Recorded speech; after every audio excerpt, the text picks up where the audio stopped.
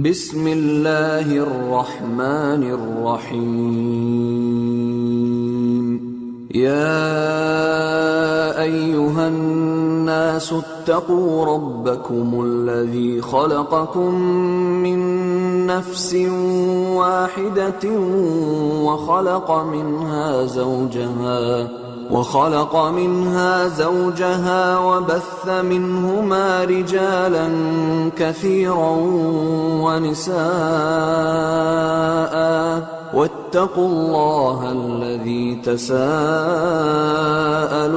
به والأرحام إن الله كان عليكم رقيبا وآتوا اليتامى أموالهم ولا تتبدلوا الخبيث بالطيب ولا تأكلوا أموالهم إلى أموالكم إنه كان حوبا كبيرا وإن خفتم ألا تقسطوا في اليتامى فانكحوا ما طاب لكم من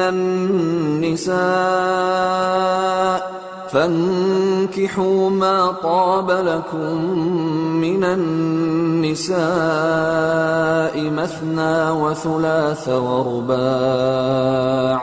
فإن خفتم ألا تعدلوا فواحدة أو ما ملكت أيمانكم ذلك أدنى ألا تعولوا وآتوا النساء صدقاتهن نحلة فإن طبن لكم عن شيء منه نفسا فكلوه هنيئا مريئا ولا تؤتوا السفهاء أموالكم التي جعل الله لكم قياما وارزقوهم فيها واكسوهم وقولوا لهم قولا معروفا وابتلوا اليتامى حتى إذا بلغوا النكاح فإن آنستم منهم رشدا فادفعوا إليهم أموالهم ولا تأكلوها إسرافا وبدارا أن يكبروا ومن كان غنيا فليستعفف ومن كان فقيرا فليأكل بالمعروف فإذا دفعتم إليهم أموالهم فأشهدوا عليهم وكفى بالله حسيبا للرجال نصيب مما ترك الوالدان والأقربون وللنساء نصيب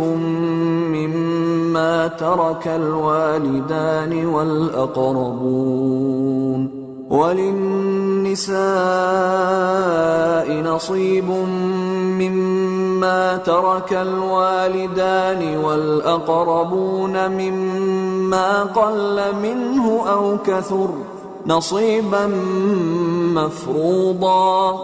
وإذا حضر القسمة أولو القربى واليتامى والمساكين فارزقوهم منه وقولوا لهم قولا معروفا وليخشى الذين لو تركوا من خلفهم ذرية ضعافا خافوا عليهم فليتقوا الله وليقولوا قولا سديدا إن الذين يأكلون أموال اليتامى ظلما إنما يأكلون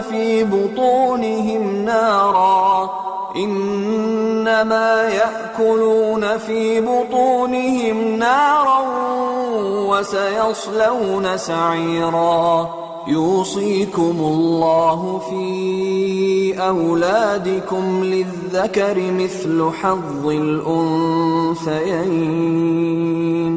فإن كن نساء فوق 2 فلهن ثلثا ما ترك وإن كانت واحدة فلها النصف ولأبويه لكل واحد منهما السدس مما ترك إن كان له ولد فإن لم يكن له ولد وورثه أبواه فلأمه الثلث فإن كان له إخوة فلأمه السدس من بعد وصية يوصي بها أو دين آباؤكم وأبناؤكم لا تدرون أيهم أقرب لكم نفعا فريضة من الله إن الله كان عليما حكيما ولكم نصف ما ترك أزواجكم إن لم يكن لهن ولد فإن كان لهن ولد فلكم الربع مما تركن من بعد وصية يوصين بها أو دين ولهن الربع مما تركتم إن لم يكن لكم ولد فإن كان لكم ولد فلهن الثمن مما تركتم من بعد وصية توصون بها أو دين وإن كان رجل يورث كلالة أو امرأة وله أخ أو أخت فلكل واحد منهما السدس فإن كانوا أكثر من ذلك فهم شركاء في الثلث من بعد وصية يوصى بها أو دين غير مضار وصية من الله والله عليم حليم تلك حدود الله ومن يطع الله ورسوله يدخله جنات تجري من تحتها الأنهار خالدين فيها وذلك الفوز العظيم ومن يعص الله ورسوله ويتعد حدوده يدخله نارا خالدا فيها وله عذاب مهين واللاتي يأتين الفاحشة من نسائكم فاستشهدوا عليهن 4 منكم فإن شهدوا فأمسكوهن في البيوت حتى يتوفاهن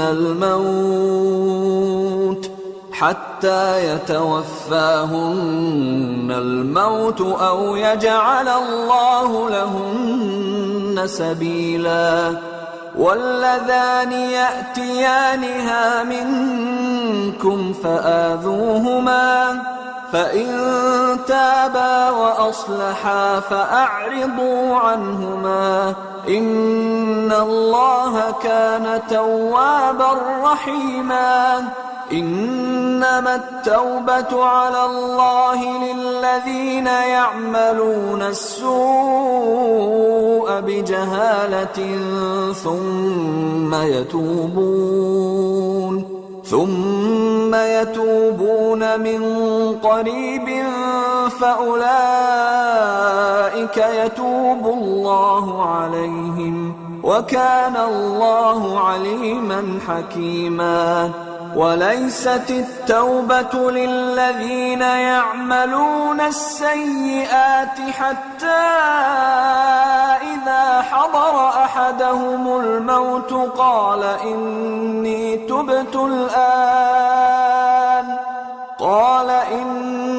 تبت الآن ولا الذين يموتون وهم كفار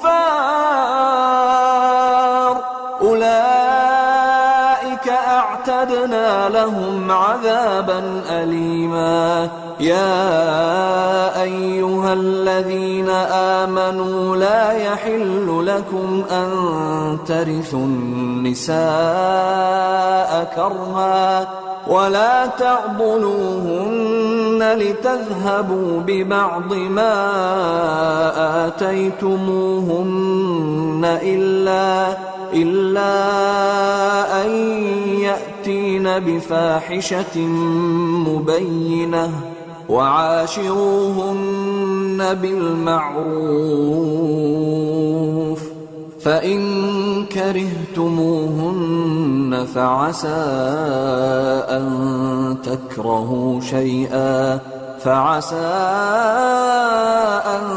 تكرهوا شيئا ويجعل الله فيه خيرا كثيرا. وإن أردتم استبدال زوج مكان زوج وآتيتم إحداهن قنطارا فلا تأخذوا منه شيئا أتأخذونه بهتانا وإثما مبينا. وكيف تأخذونه وقد أفضى بعضكم إلى بعض وأخذن منكم ميثاقا غليظا. ولا تنكحوا ما نكح آباؤكم من النساء إلا ما قد سلف إنه كان فاحشة ومقتا وساء سبيلا. حرمت عليكم أمهاتكم وبناتكم وأخواتكم وعماتكم وخالاتكم وبنات الأخ وبنات الأخت وأمهاتكم اللاتي أرضعنكم وأخواتكم من الرضاعة وأمهات نسائكم وربائبكم اللاتي في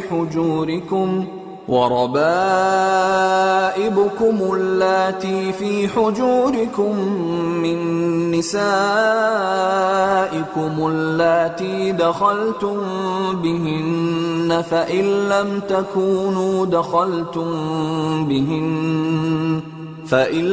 تكونوا دخلتم بهن فلا جناح عليكم. وحلائل أبنائكم